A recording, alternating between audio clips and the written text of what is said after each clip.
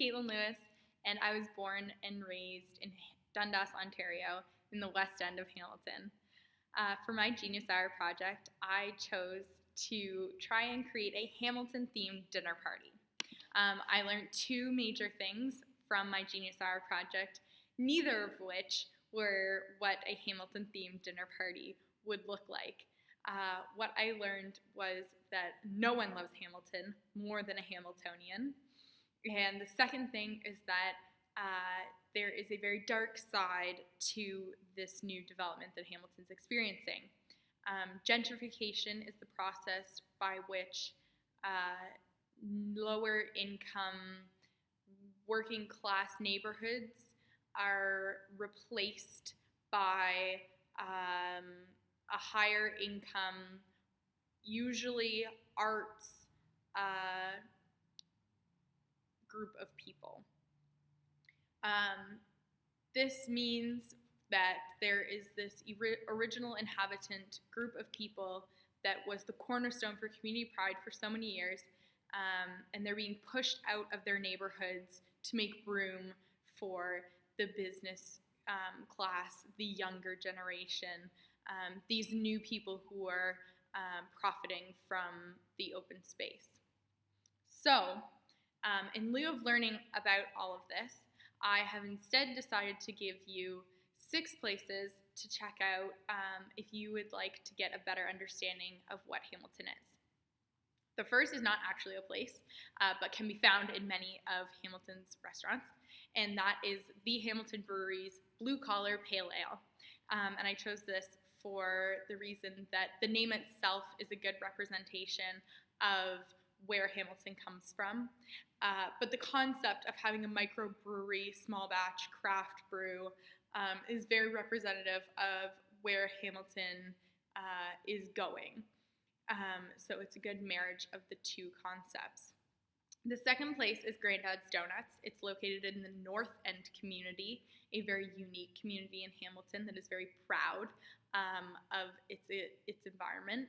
They recently had a refurbishment of the Bayfront Park area, and so I chose Granddad's Donuts, which was opened in 2007, and it's a great place to find the unique and eclectic mix of people that you'll find living in Hamilton.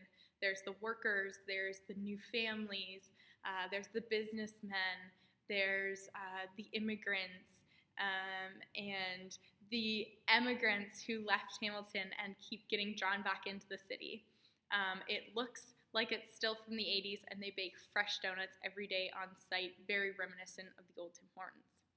The third place, Mulberry Cafe, also found on James Street North, but right in the heart of the new James Street North. I chose them because they are a part of Art Crawl every month, and Art Crawl and the slogan, "Art is the new steel," had a very big role in transforming the city. So Mulberry Cafe has a gallery space that they open up to artists for Art Crawl. Fourth, 541 Eatery, found on Barton Street, a notoriously rough area of Hamilton. This eatery opened its doors and has old harvest tables, and it feels like walking into someone's kitchen. They do homemade cooking, great quality, fair prices, but why I chose them is because they have a community program where if you can't afford your meal, you can take a button from the jar, up to 4 buttons. Each button is equivalent to $1. And this is a great initiative to try and combat some of those negative connotations that gentrification has. The 5th place I chose is Except for Kenneth. I chose it for 2 reasons. Firstly, it's on Ottawa Street North, which is the newest hub to start the gentrification process. And secondly, I chose it because it's part of the Other Bird restaurant family. It's a group of restaurants that have opened across the city over the last few years that are higher, finer dining restaurants, but still accessible foods. So chicken wings, you can find at Rapscallion, or nachos that you can find at the Black Sheep snack bar. So that's Except for Kenneth on Ottawa Street North. The 6th one I chose is, if you can find them, to try a grilled cheese from Gorilla Cheese. It is a food truck, and it is the food truck industry here has really blossomed in the last couple of years, mostly in part because of the support Ottawa Street North gives them. They run an annual fair, and it really allows for the food trucks to thrive. In my research, I found that food trucks were one of the best ways to ease into the gentrification process, and food trucks were found to be used in many up-and-coming and developing cities such as Seattle and Portland. Anyway, I hope that you enjoy Hamilton, and I hope that you will get a better understanding of why Hamiltonians love Hamilton so much from visiting these 6 places. Thank you.